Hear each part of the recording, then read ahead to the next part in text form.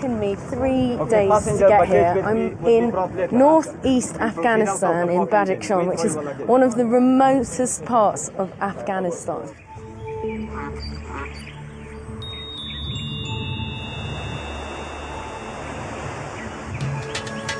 Decades of conflict and turmoil have shattered this once peaceful land. This is now one of the poorest places in the world, where half the population live on less than 50p a day. While millions of pounds are being spent on the war in the south, here in the isolated mountain villages of the impoverished north, a unique British charity, Afghan Aid, has worked tirelessly for more than 25 years. They provide agricultural support so people can feed themselves, get children back into education, and build essential roads and bridges. Afghan Aid have a staff who are almost all local with a huge amount of knowledge and expertise. They're trusted by communities and leaders, and this is particularly important when working with women. There's a traditional culture here that restricts women from being freely seen or spoken to by men or foreigners. Life here in Afghanistan has always been particularly tough for women. During the Taliban's reign, they were forced to hide away in their homes and were suffocated by the rules. They weren't allowed to go outside of the house for work, go to school, or even to laugh out loud. Public whipping was the punishment for not covering your ankles.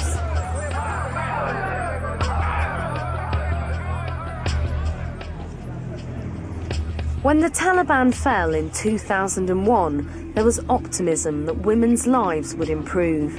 But for most, there's a long way to go. Every 28 minutes, a woman dies from childbirth in Afghanistan. That's an astounding figure. And here in Badakhshan alone, they experience the highest maternal mortality rates of anywhere in the world.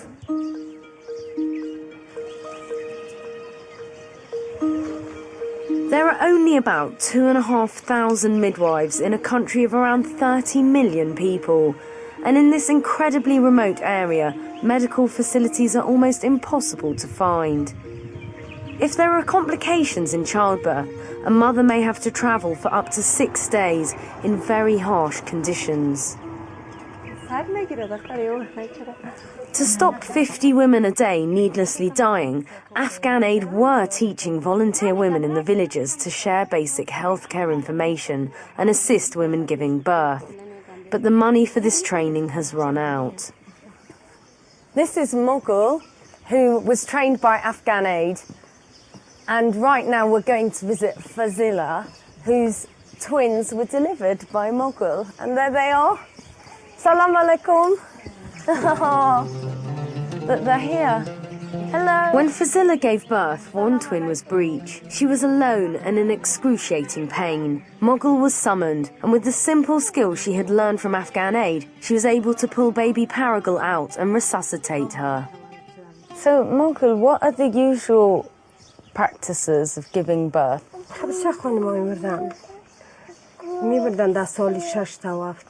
Mughal says it was very normal for women to die due to heavy bleeding. Because traditionally women sit over a hole to give birth, they can hemorrhage and die.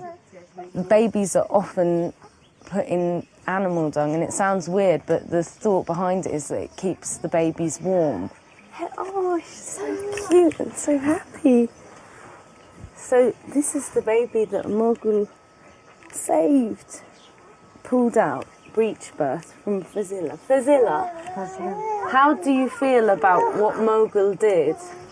Fazila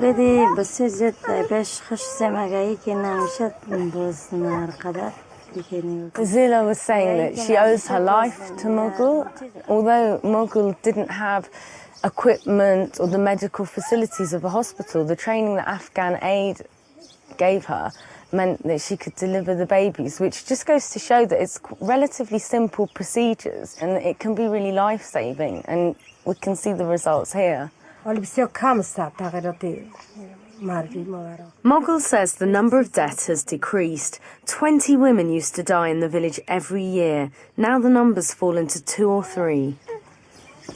So those two little cuties are the happy part of the story.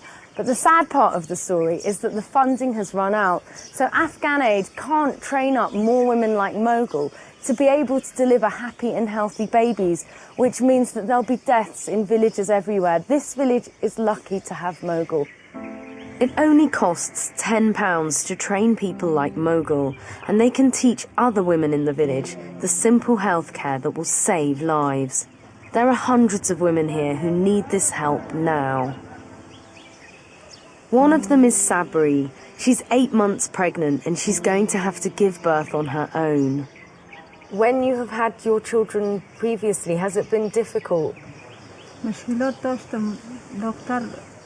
She says it was very hard. As there are no doctors or clinics or facilities, when she's had children previously, she's had to have them in the house. There's also no transportation, and she experienced very, very heavy bleeding. And so now, with her 7th child on the way, she feels very poorly and very weak. And her greatest fear is who will look after her other children if she does die. So you see, Afghan Aid really do need your help so that they can get their healthcare workers back into remote villages again, administering relatively simple procedures that will mean mums like Sabri don't have to go through childbirth alone and afraid again.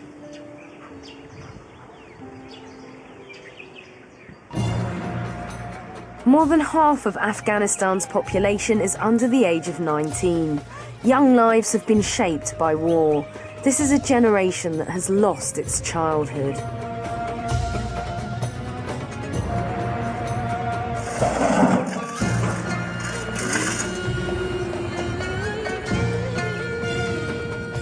Nearly a quarter of children don't reach the age of 5, and those who do survive often have to work hard with no chance of going to school. But Afghan Aid is working to give these children back their childhood.